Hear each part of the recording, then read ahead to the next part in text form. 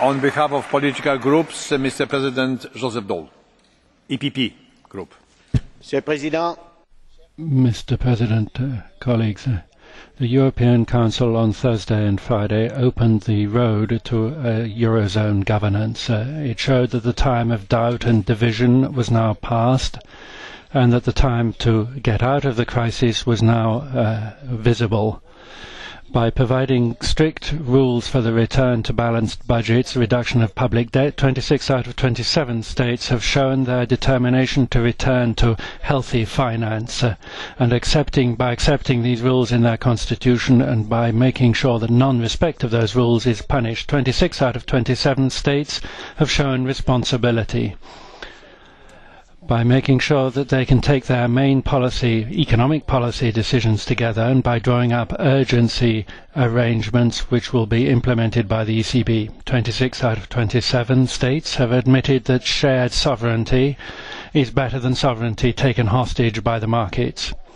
Overall, the spirit of cooperation won over the attempt to divide. Determination was stronger than indecision. Three major questions, however, remain open. One is the nature of the new agreement, one is the place of the United Kingdom in Europe and the attitude of the 26 towards the United Kingdom, and lastly there's the question of the growth part of our economic policy, which is indispensable. If the United Kingdom has refused to sign up to the decision by its peers, that means that the result is not community-based as we wanted it, but intergovernmental, and that places us with a number of problems, not just legal ones but also political ones. My group would like the discussions leading to the drafting of the new provisions by March to be ones in which the European institutions are fully involved, with the European Parliament occupying the place that it's entitled to ensure that this is a democratically legitimate process. And I solemnly appeal to President Van Rompuy and President Barroso to work very closely with the European Parliament, because we must stop a deep change in the spirit and letter of what we've been doing for 60 years, which has been the success of the construction of Europe. Cohesion must continue to prevail over the balance of power, and only the community method will ensure that. The second major question that arises out of the decision on the 9th of December is the place of the United Kingdom in Europe. Now, I respect the decisions taken, but British isolation clearly shows that that country's government regards the European Union as a simple free trade area.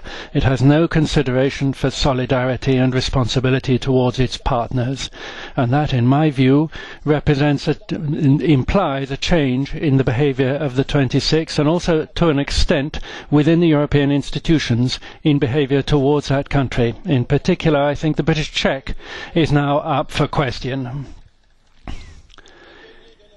Our fellow citizens' tax monies should be spent on something else than compensating selfish nationalism. Solidarity is not a one-way street.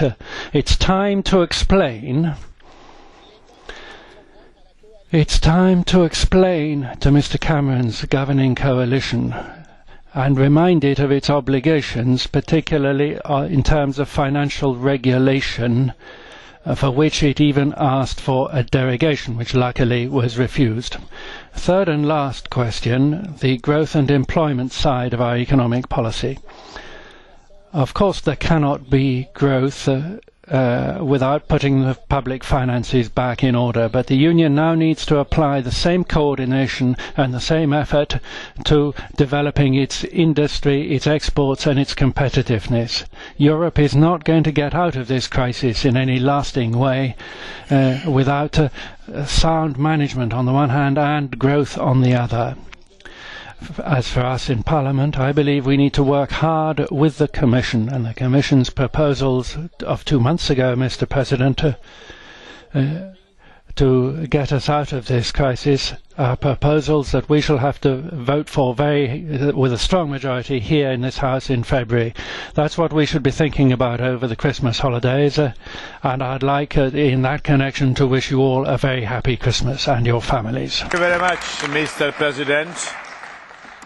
There is a blue card question to you, if you are ready to answer. Yes. Colleague Dartmouth. Mr. Daul, it sounded in your speech as if you were making a threat to the United Kingdom. Perhaps the translators got it wrong. Can you confirm, Mr. Daul, that in your speech as President of the EPP and on behalf of the EPP, that you were indeed threatening that the United Kingdom's well-deserved rebate be reduced or taken away? Can you confirm that you did indeed make that threat? Thank you very much. Mr. President Daul. Yeah. Mr. President, let me set my colleague's mind at rest. No tanks, no Kalashnikovs before Christmas, until Christmas. That I can guarantee. Secondly, I did indeed say that if the United Kingdom's solidarity, which seems to me to have been abandoned, solidarity towards the other 26, if that has been abandoned, I can't see why the other 26 should make any extra gesture towards the British. This isn't a declaration of war. It's simply solidarity, which is a matter that works in both directions, between all, not just in one direction.